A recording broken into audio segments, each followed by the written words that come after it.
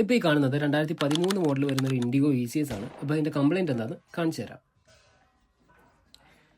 ഈ കാണുന്നത് അതിൻ്റെ കൂളൻ ടാങ്കാണ് കേട്ടോ. അതായത് എഞ്ചിൻ്റെ കൂളിങ്ങിന് ആവശ്യമായിട്ടുള്ള വെള്ളം ഒഴിക്കുന്ന ടാങ്കാണ്. പക്ഷേ ഇപ്പോൾ ഇതിൽ വെള്ളത്തിന് പകരം ഫുള്ള് ഓയിലാണ്. ഇതാരും എടുത്തൊഴിച്ചതൊന്നുമല്ല. ഇത് മിക്ക വണ്ടികൾക്കും കോമൺ ആയിട്ട് വരുന്ന ഒരു കംപ്ലയിൻ്റ് ആണ്. അതായത് എഞ്ചിൻ ഓയിലും വെള്ളവും തമ്മിൽ മിക്സ് ആകുന്ന ഒരു കംപ്ലയിൻ്റ് ആണ് ഇത്.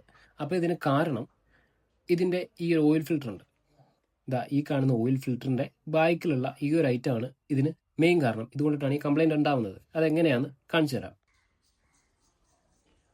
ഇപ്പോൾ കാണുന്ന ഈ ഒരു ഐറ്റമാണ് ആ ഓയിൽ ഫിൽറ്ററിൻ്റെ ബാക്കിൽ ഉണ്ടായിരുന്നത്. ഇതാണ് ഈ ഒരു കംപ്ലയിൻറ്റിന് മെയിൻ കാരണം. ഈ ഐറ്റമാണ് ഈ വണ്ടിയുടെ ഓയിൽ കൂളർ. അതായത് ഓയിലിൻ്റെ ടെമ്പറേച്ചർ ഒരു പരിധി വരെ കൺട്രോൾ ചെയ്ത് ഓയിലിൻ്റെ ലൈഫ് കൂട്ടുക, എഞ്ചിൻ്റെ ടെമ്പറേച്ചർ ഒരു പരിധി വരെ കുറയ്ക്കുക, അതൊക്കെയാണ് ഈ ഒരു ഐറ്റം കൊണ്ട് ഉദ്ദേശിക്കുന്നത്. കുറച്ചൊരു സിമ്പിളായിട്ട് പറയുകയാണെങ്കിൽ ഓയിലിനെ തണുപ്പിക്കുന്ന ഒരു സാധനം, അത്രേ ഉള്ളൂ. അപ്പോൾ ഇതിൻ്റെ സെൻറ്ററിൽ ഓയിലായിരിക്കും ഉണ്ടാവുക. അതായത് ഓയിൽ ഫിൽറ്ററിൽ കയറുന്ന ആ ഒരു ഓയിൽ ഇതിൻ്റെ സെൻറ്റർ ഭാഗത്ത് വരും. അപ്പോൾ ഇതിന് ചുറ്റും വെള്ളം ഉണ്ടാവും. അതായത് ഈ ഒരു പൈപ്പ്, ഈ 2 പൈപ്പുകളും ഉണ്ടാവും. ഇതിൽ ഒന്നിലൂടെ വെള്ളം അകത്തേക്ക് കയറുകയും ഒന്നിലൂടെ വെള്ളം പുറത്തേക്ക് പോവുകയും ചെയ്യുന്ന 2 പൈപ്പുകളാണ്. അപ്പോൾ ഇതിന് ചുറ്റും വെള്ളവും ഇതിൻ്റെ സെൻറ്ററിൽ ഓയിലും വരും. അപ്പോൾ ഇതിൻ്റെ ഉള്ളിൽ റേഡിയേറ്ററിൻ്റെ സെല്ലുകൾ പോലെ ചെറിയ സെല്ലുകളുണ്ട്. അപ്പോൾ ഇതിൽ ഏതെങ്കിലും ഒരു സെല്ലിന് ഡാമേജ് വന്നു കഴിയുമ്പോൾ, കാലപ്പഴക്കം കൊണ്ടാണ് ഡാമേജ് വരുന്നത്, വെള്ളമാണ് കിടക്കുന്നത്, അതുകൊണ്ട് തുരുമ്പടിച്ചുമൊക്കെ ഡാമേജ് വരും. അങ്ങനെ ഡാമേജ് വന്നു കഴിയുമ്പോൾ ഇതിനുള്ളിൽ കൂടെ ലീക്കേജ് ഉണ്ടാവും.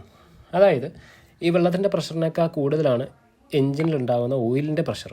അപ്പോൾ അതുകൊണ്ട് തന്നെ ഓയിൽ പ്രഷർ കൂടുതലായതുകൊണ്ട് ഓയിലായിരിക്കും വെള്ളത്തിലേക്ക് ആദ്യം കയറി പോവുക.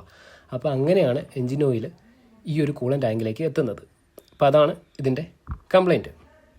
ഇതിപ്പോൾ ആരുടെയും ശ്രദ്ധക്കുറവ് കൊണ്ടോ പ്രശ്നങ്ങൾ കൊണ്ടോ വരുന്നൊരു കംപ്ലയിൻ്റ് അല്ല.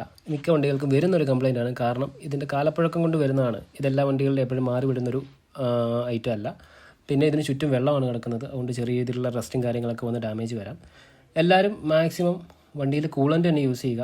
പൈപ്പ് വെള്ളവും ഇവിടുന്ന് കിട്ടുന്ന വെള്ളമൊന്നും എടുത്ത് ഒഴിക്കാതിരിക്കുക. പിന്നെ മേജർ സർവീസ് ചെയ്യുന്ന ടൈമിൽ, അതായത് എത്ര കിലോമീറ്ററിലാണോ അത് ചെയ്യുന്നത് ആ ഒരു ടൈമിൽ ഈ ഓയിൽ കൂളറും കൂടെ ചേഞ്ച് ചെയ്യുക. കാരണം വേറെ ഒന്നുമില്ല, ഇതെപ്പോൾ കംപ്ലയിൻ്റ് ആവില്ല എന്നും നമുക്ക് പ്രെഡിക്റ്റ് ചെയ്യാൻ പറ്റത്തില്ല.